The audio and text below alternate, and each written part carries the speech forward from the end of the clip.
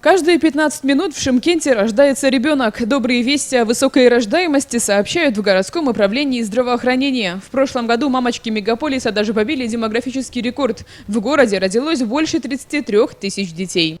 У нас очень большая рождаемость была во время ковид. Вот когда в Шымкенте первое время начался пандемия ковида. С того момента рождаемость очень высокая ежемесячно, и за сутки у нас проходит около 50-60 родов. В этом году тенденция продолжилась, говорят медики. Шымкентские семьи растут. Валентина Зарапина стала мамой в 3-й раз и надеется, что еще вернется в роддом. Она мечтает о большой и крепкой семье. Дома кто вас ждет? Тоже 2 девочки, 2 дочки. Папа наш в рай попадет. Бог даст.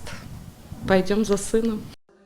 Сейчас в Шымкенте 4 родовспомогательных учреждения принимают роженец, но из-за резкого бэби-бума мест для всех попросту не хватает. Поэтому тех мам, которые родили без осложнений, выписывают домой раньше, уже на 2-е сутки. Но в Горздраве признают, что это не решение проблемы, а поэтому стремятся как можно скорее решить вопрос со строительством в мегаполисе еще одного перинатального центра.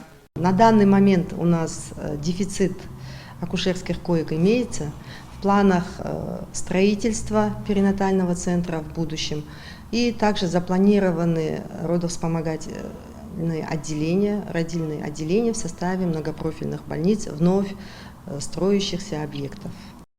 В первую очередь количество мест хотят увеличить в городском родильном доме. Сейчас он рассчитан только на 153 койки. По данным управления, в будущем это будет многопрофильная больница с отдельным перинатальным центром, где смогут принимать и тяжелых пациенток.